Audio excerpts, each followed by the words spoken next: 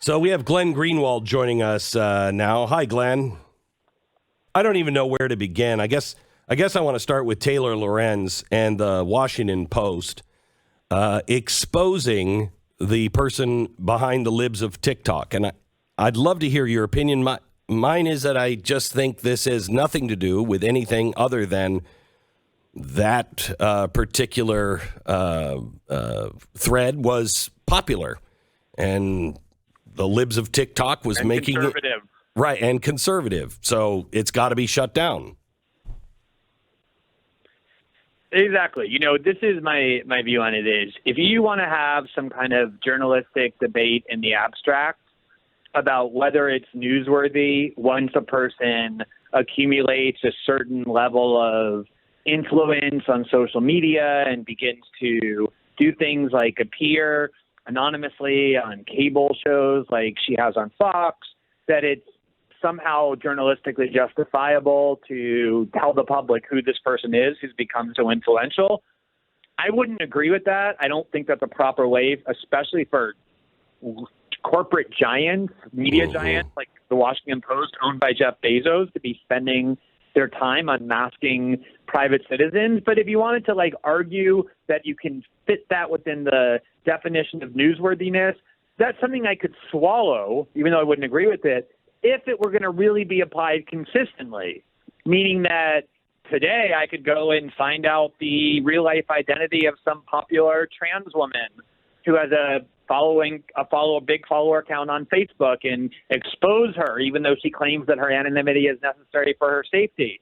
Or maybe tomorrow Fox could send a camera crew to the homes of Taylor Lorenz's parents and siblings in order to ask questions about her the way she did to the family members of this private person behind this Twitter account. But of course, that would never be permissible. If any of that happened, the media would have a complete meltdown. They would declare some sort of national day of mourning if anyone did that to Taylor Lorenz or a Black Lives Matter activist or a trans person on social media. This is nothing more than an attempt to punish private citizens for having the wrong political ideology under the guise of journalism. So this whole abstract debate about what is newsworthy, it's just a fraud. It's a pretext to cover for the fact that this is a political operation designed to punish somebody for making their voice heard with views that the media dislike. Is this any different than the Twitter story with Elon Musk? I think in a lot of ways there are similarities in that one of the things that has happened is the censorship regime that has grown so quickly on these Silicon Valley monopolistic platforms like Facebook and Google and Twitter. I think people have forgotten that the real test case, the first time it was really done, was only 3 years ago in 2018 or 2019, when these corporations united and decided they were going to ban Alex Jones and Milo Yiannopoulos from the internet and deperson them all at once. And, most people cheered because most people don't like those two figures, and they ignored the precedent. And we tried to warn them that this precedent was going to create a censorship regime. And I think what has happened is the censorship regime has become a very powerful tool in the hands of the corporate media because it lets them silence dissidents to their orthodoxies and people who compete with them, who develop a large audience. Liberals of TikTok has a larger audience than a lot of media people do. She's more popular, she's more influential, and they want to silence her. So I think that's one big benefit. But the other big benefit of it is it's become a really valuable way of propagandizing the public. I don't know if you saw, I reported on it yesterday, a bunch of former intelligence and national security officials issued a letter denouncing attempts in Congress to rein in the monopolistic power of big tech by saying it's important that big tech have this power centralized in their hands to censor the internet because that's how we advance U.S. national security interests. And a lot of power centers see this as an important tool to enforce liberal orthodoxy and to be able to punish and silence and censor and banish any dissidents from it. Let me switch again. I could talk to you just about everything. You're so plugged in. I don't know if you saw the story, I'm sure you did, about the CIA tracking Trump phones, and this seemingly goes all the way back to 2014. It's my understanding CIA cannot do that inside of America. Does anybody care? I don't think they do, because the reality is that the contrived and fraudulent scandal that dominated U.S. politics for 5 years, basically during the entire Trump presidency and during the campaign, which is Russiagate, was cooked up by the CIA. They're the ones who manufactured that entire false political scandal as a way of undermining and subverting a president that they disliked, but who had nonetheless been elected to be elected by the American people. And before the 2020 election, when they were so desperate to ensure Trump wasn't reelected, they did the same thing. The completely false and fraudulent claim that the Hunter Biden laptop and emails that reflected Joe Biden's business activities in China and Russia were Russian disinformation, despite being a complete lie, was used by big tech to censor that reporting right before the election, was used by the media to discredit it. And that also came from the intelligence community. You know, many of the same intelligence officials I just said signed that letter for big tech were the ones who signed the letter lying that this was Russian disinformation. For me, this is, Glenn, the most important and the most undercovered story of the last 5 or 6 years is the increasing use of whatever you want to call it, you know, the security state, the deep state, the CIA-led blob, that increasingly their attention is not directed to foreign countries or adversaries or even foreign populations, which by charter is where they're required to operate, but instead is being the dark arts of these agencies are being used inward domestically to manipulate U.S. public opinion and U.S. elections. And I hardly can think of anything more dangerous than this permanent unelected power faction in Washington now taking a major role in trying to dictate how the American public thinks and how they vote and the outcome of elections. So some of the reaction to some of these things, for instance, the Lorenz and the Twitter, insanity over Elon Musk, says to me that they are afraid, really afraid, and people are starting to wake up. Are we starting to turn a corner, or is that wishful thinking? Where are we? Yeah, I think it's a great question, because if you look at every metric, there is no doubt that public faith and trust in mainstream large media corporations is at their lowest level ever.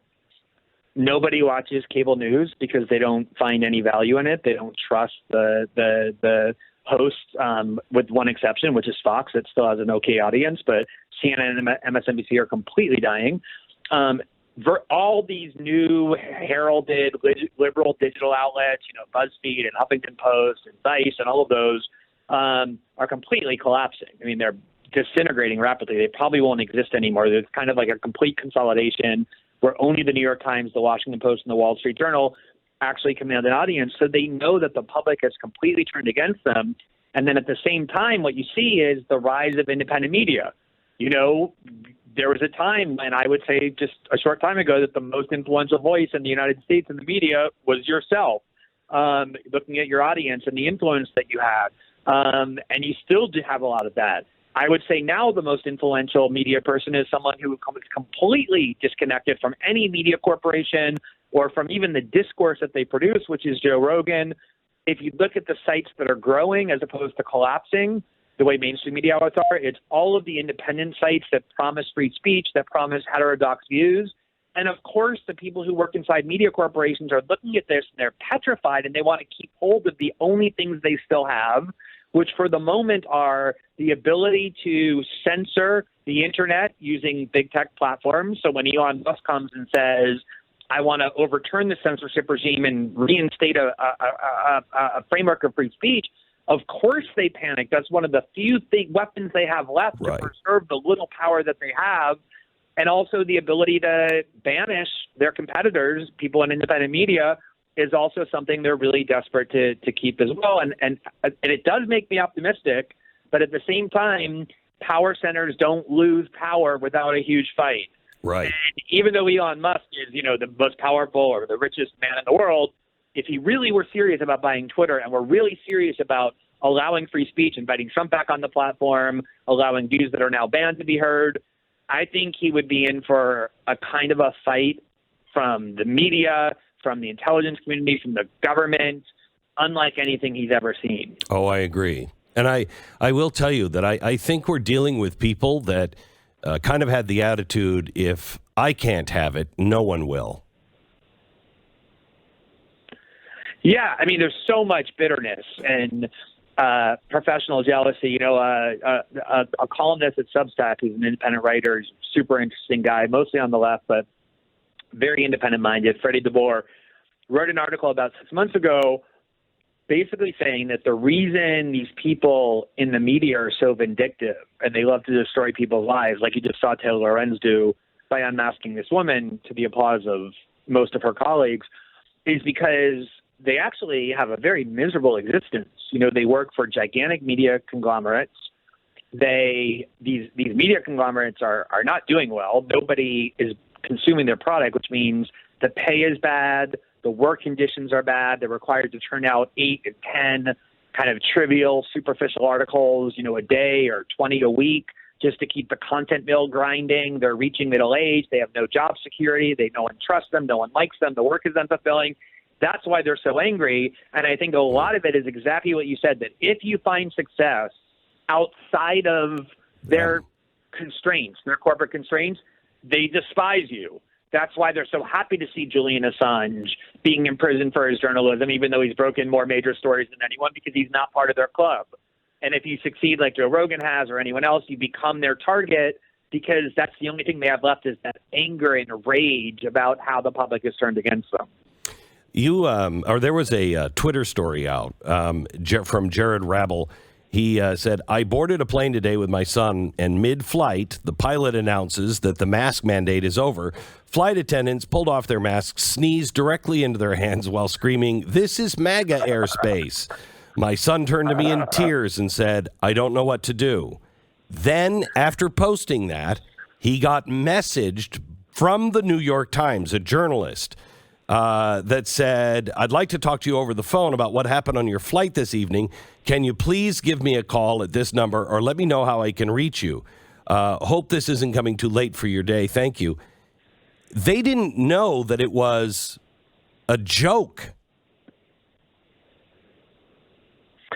Imagine how completely detached you have to be from just basic American conservatives or just ordinary people who aren't affluent liberals who live on the coast to believe a story like that, you know, conservatives are so vindictive that they would not only celebrate the elimination of masks, which is a very reasonable thing to do, but then start purposely sneezing into their hands to try and transmit virus and declare this is I mean, how much of a caricature must you have in your head about half the country in order to believe that? The satire was, you know, extreme. It was designed to be immediately recognizable, and yet a New York Times reporter believes it because that's what she believes about conservatives.